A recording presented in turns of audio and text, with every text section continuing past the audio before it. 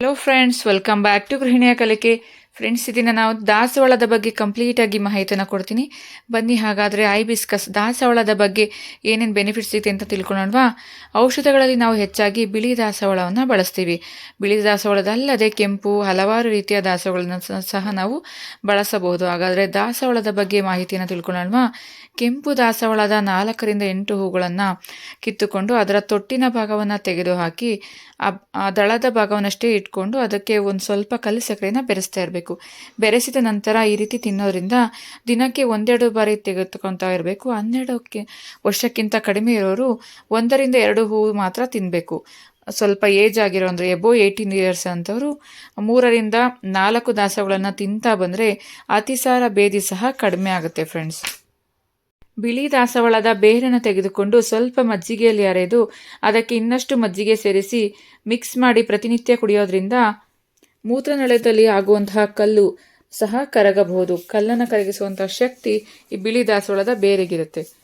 ಇನ್ನು ಹೂವನ್ನು ಗೋಮೂತ್ರದಲ್ಲಿ ಅರೆದು ತಲೆಗೆ ಲೇಪಿಸೋದ್ರಿಂದ ಕೂದಲು ಉದುರುವುದನ್ನು ಸಹ ನಾವು ತಡೆಗಟ್ಟಬಹುದು.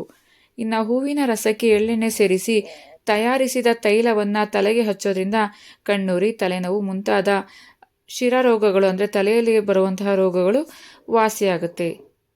ಹೂವಿನ ದಳ ಅಥವಾ ಎಲೆಗಳನ್ನು ಜಜ್ಜಿ ರಾಗಿ ಹಿಟ್ಟಿನೊಡನೆ ಸೇರಿಸಿ ರೊಟ್ಟಿ ಮಾಡಿ ತಿನ್ನೋದ್ರಿಂದ ಮೆದುಳಿನ ದೌರ್ಬಲ್ಯ, ರಕ್ತಭೇದಿ, ರಕ್ತಮೂಲ, ಹೃದ್ರೋಗ ಮುಂತಾದವುಗಳನ್ನು ಗುಣಪಡಿಸಬಹುದು. ಹಾಗೆಯೇ ರಕ್ತವು ಸಹ ಶುದ್ಧಿಯಾಗುತ್ತದೆ. ಇನ್ನು ಹೂವಿನ ಗುಲ್ಕನ್ ಮಾಡಿ ಸೇವಿಸೋದ್ರಿಂದ ಸಂಭೋಗ ಶಕ್ತಿ ಸಹ ವೃದ್ಧಿಯಾಗುತ್ತೆ. ಹೂವಿನ ರಸವನ್ನು ಹಾಲಿನೊಡನೆ ಸೇವಿಸೋದ್ರಿಂದ ಸಾಮಾನ್ಯ ಜ್ವರ ಸಹ ಗುಣ ಆಗುತ್ತೆ. ಬಿಳಿ ದಾಸವಾಳದ ಹೂ ಮತ್ತು ಗರಿಕೆ ಹುಲ್ಲಿನ ರಸವನ್ನು ಕೊಬ್ಬರಿ ಎಣ್ಣೆಯಲ್ಲಿ ಕಾಯಿಸಿ ಅದರ ಎಣ್ಣೆಯನ್ನು ತಯಾರು ಮಾಡಿ ಏನಾದರೂ ನಮಗೆ ಬೆಂಕಿಗೆ ತಾಗಿ ಹುಣ್ಣಾಗಿರುತ್ತಲ್ಲ ಆ ಭಾಗದಲ್ಲಿ ನಾವು ಲೇಪಿಸ್ತಾ ಬಂದರೆ ಗಾಯ ಸಹ ವಾಸಿಯಾಗುತ್ತೆ. ಇನ್ನು ಪಶುಗಳಲ್ಲಿ ಬರುವಂತಹ ಕೆಚ್ಚಲು ಬಾವು ಅಂತಾನೆ ಕರಿತೀವಿ. ಇದಕ್ಕೆ ಪರಿಹಾರ ಅಂದರೆ ಬಿಳಿ ದಾಸವಾಳದ ಬೇರು 2 ಹಿಡಿಯಷ್ಟು ತೆಗೆದುಕೊಂಡು ಚೆನ್ನಾಗಿ ಅರೆದು ಮಜ್ಜಿಗೆ ಸೇರಿಸಿ ದಿವಸಕ್ಕೆ 2 ಬಾರಿ 2 ಹೊತ್ತಿನಂತೆ 2ರಿಂದ 3 ದಿವಸ ಕುಡಿಸೋದ್ರಿಂದ ಪಶುಗಳಿಗೆ, ಪ್ರಾಣಿಗಳಿಗೆ, ಹಸು ಅಥವಾ ಎಮ್ಮೆಗಳಿಗೆ ಕುಡಿಸೋದ್ರಿಂದ ರಕ್ತಯುತ ಹಾಲು ಕರೆಯುವುದು ನಿವಾರಣೆ ಆಗುತ್ತೆ. ಅಂದರೆ ಕೆಚ್ಚಲ ಬಾವು ಸಹ ನಿವಾರಣೆ ಆಗುತ್ತೆ. ನೋಡಿದ್ರಲ್ವಾ ಫ್ರೆಂಡ್ಸ್, ದಾಸವಾಳದಲ್ಲಿ ಎಷ್ಟೊಂದು ಪ್ರಮುಖವಾದ ಅಂಶ ಇದೆ ಅಲ್ವಾ. ದಾಸವಾಳದ ಎಲೆ, ಬೇರು, ಹೂವಿನಲ್ಲಿ ಪ್ರತಿಯೊಂದರಲ್ಲೂ ಒಂದೊಂದು ಔಷಧೀಯ ಗುಣ ಇರುತ್ತೆ. ಸೊ ತಡ ಮಾಡಬೇಡಿ, ದೇವರಿಗೆ ಬಳಸುವಂತಹ ದಾಸವಾಳದಲ್ಲೂ ನಿಮಗೆ ಬೇಕಾಗಿರುವಂಥ ಔಷಧಿಯ ಒಂದು ದಿವ್ಯ ಶಕ್ತಿ ಇರುತ್ತಲ್ವಾ.